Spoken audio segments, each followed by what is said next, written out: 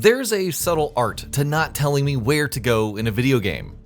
Done right, and all the strings pulling me along only feel like an interconnected web in brilliant hindsight. Done wrong, and you end up with something contrived and predictable, far from a death sentence if you're touting player freedom and organic exploration. But the illusion shatters, the man behind the curtain is revealed, and so on. Hell Is Us, Rogue Factor's latest title that's part Souls-like, mostly action-adventure, maintains it for the most part. It's been hyping the lack of handholding for months, dropping players in a fictional country in the middle of a civil war with little more than a necklace and a handful of leads.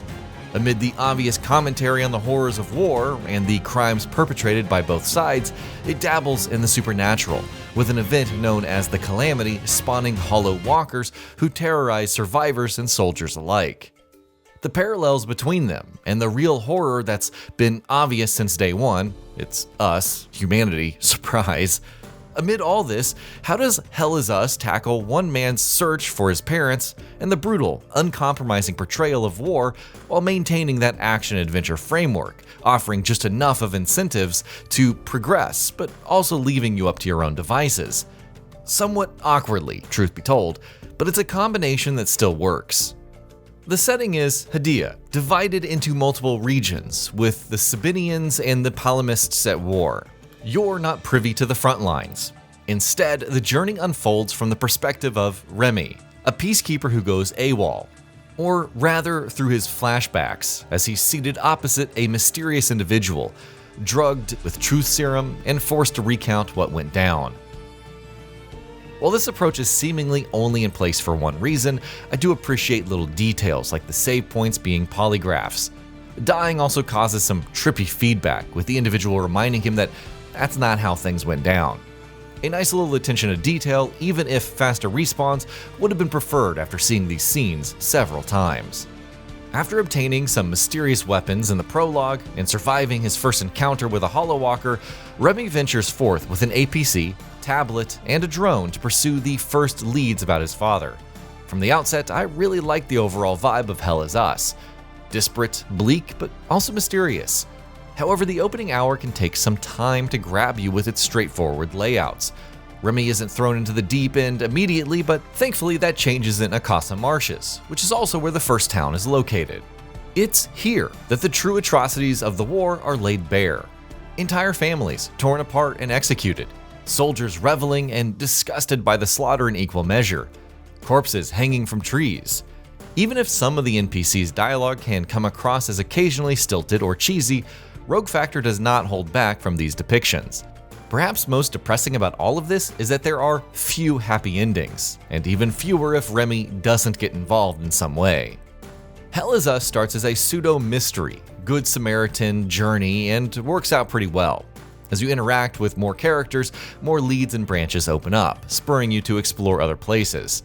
Some can initiate good deeds, somewhat akin to side quests, though they usually focus on obtaining items for the person in question or slaying some enemies. In typical FromSoft fashion, not completing these before progressing through the story can result in failure. On the one hand, the dire consequences don't really have very deep narrative consequences, but being told that someone starved to death because you were too late to realize where milk is obtained can be somewhat haunting. Some of these good deeds are decidedly not time-gated. The people locked underground in the first region seemingly survived for a good long while before I finally found the necessary key, which does hamper the immersion a bit. Otherwise, it's an endearing loop where Remy's purpose is somewhat intertwined with the people that he meets. Remy is joined by Tanya, a journalist who deciphers research items discovered in the wild. It's all compelling stuff, especially with how it ties into some of the puzzles and progression towards the dungeons, but it's still a lot.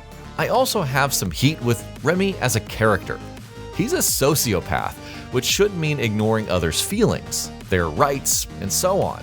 By the game's own definition, he doesn't really feel anything, except for, all the times that he does. His collaboration with Tanya comes across well enough, common interests and whatnot, but the pivot to actual friendship feels forced, and some of Remy's quips come across as corny. Hell Is Us fulfills its most basic promise. No hand-holding, no guidance. Find your own way. Discovered items could be the key to mysteries, especially the limbic rods, which open who knows what door or chest. The maps actually look like maps, and are more like items you equip to reaffirm rough details rather than using them for knowing precisely where to go. Some limbic rods can be quite important, as they can lead to other time loop rifts in a region, though accessing them requires slaying specific time loop guardians, which you can't identify without a specific device or by the usual method of annihilating everything on the map. That feeling of running around and suddenly discovering soldiers huddling inside of a ruined structure or structures that hum and react if you attack them in a specific order is pretty cool. Puzzle solutions can range from obvious, if you even mildly pay attention to the details of the surrounding environment, to occasionally perplexing, especially when manipulating a radio frequency to uncover a hidden safe and sussing out the password from historical dates and numbers on specific paintings. Backtracking is a problem though, especially if you're trying to figure out everything by yourself. There's no fast travel between points, only returning to the APC. So if you suddenly decide to return to a time loop rift in a dungeon because you found the correct material to dispel it, be prepared for a long trek.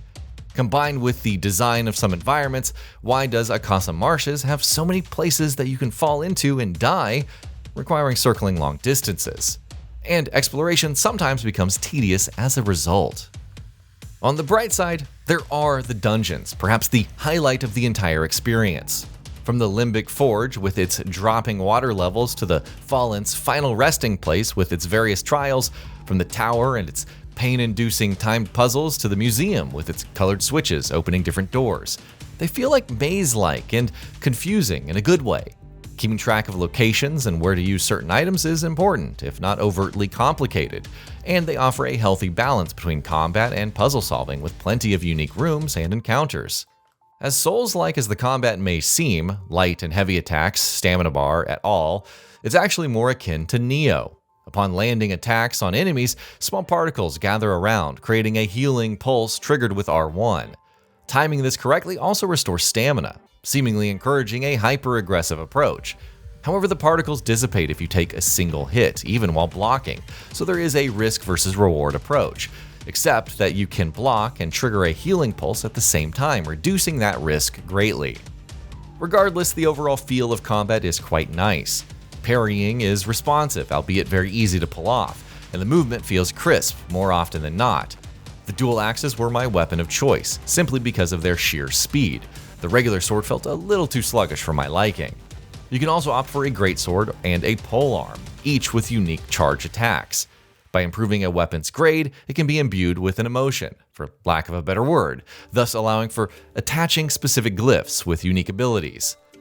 It felt like slim pickings most of the time. Some of these glyphs, particularly Griff, could use some buffs, prompting a more melee-focused approach, but thankfully Hell Is Us has no qualms with allowing that. Equip some gear that grants damage reduction and a lifesteal on hit with a passive relic that reduces overall limbic energy in exchange for 50% more melee damage all the time, and go ham on an enemy. And yet, combat has more notable downsides because of the enemies and how they work. There are only 5 types of Hollow Walkers in the game, with 3 tiers. The higher tiers add a move or two to their repertoire. The real threat is when they're linked to the hazes. You can't deal any damage to the main body without defeating the haze first. And they also have 3 different tiers, each with more complex attack patterns that prompt you to wait for parries. Things can get somewhat dicey when dealing with multiple linked enemies or multiple hollows bound to a single haze. But you can also just stagger one with a ranged attack and annihilate it before the haze emerges. Or batter the hollow, reducing its stamina significantly, allowing you to destroy the haze and get a free execution. The second method seems intentional, but the first outright trivializes most linked enemy encounters. The fact that most fights devolve into the same pattern, either kill the hollow before the haze can manifest or destroy the haze and then kill the hollow, means combat can get repetitive. And even then, there are some bugs, such as the stamina of a hollow failing to reduce when attacked after the haze retreats, leading to this awkward moment where you wait for it to take damage. The lack of proper boss fights doesn't help either. Outside of maybe 2, the others feel more like you're running around and fighting the same hazes. That's not counting other aspects which could use a balance pass or 2. Your drone has some nifty abilities, like dashing through multiple enemies or spinning to win, but it feels like there's some lag in executing these, which would result in soaking up free damage. Charged heavy attacks seem cool at first, but ultimately fall by the wayside since the damage isn't worth the time or limbic energy required. It's worth appreciating the art direction of Hell Is Us. Venturing into the basement of the tower dungeon and seeing those bones shifting on that massive pile, looking out over the fields of gorgeous blue flowers on the shore of Lake Sinon, and even the clean floors and hallways of the museum look suitably stunning. The combat animations are also pretty solid, especially for the Hollow Walkers and hazes, and the cutscenes are pretty competently put together. However, optimization can be an issue. In an Unreal Engine 5 title, you say? No, that's simply impossible. Running the game on a Core i5 11400, 32GB of RAM, and an RTX 4060 put me above some of the recommended requirements, which anyway mandated upscaling. Regardless, it took a lot of finagling to get performance in a solid place, and even then, some blurry textures were sometimes apparent at a distance, and definitely so when shining a flashlight in some of the dark corridors. Even when it seemed like performance remained consistently at 60 FPS, it would stutter and drop at times while exploring, regardless of anything happening or not. Your mileage will vary as always, but it's worth noting regardless. From the outset, Hell Is Us knows what kind of an experience it wants to offer, and how it wants you to experience it. Novel at times, a throwback to the older days of gaming in others. It's a solid action adventure with plenty of rough edges and shortcomings, yet one that endeared me to venture beyond the next corner to see what's ahead, even if the rewards were more rudimentary than breathtaking. The overall lasting impact is up for debate, but it can be an experience that you'll more or less appreciate, even with many flaws. If nothing else, Hell Is Us kind of reminds us that there's no place like home, even if you can never truly go back. And that'll be about it for this one. If you guys like what we're doing at GamingBolt, please consider subscribing to our channel, and I'll see you guys on the next video.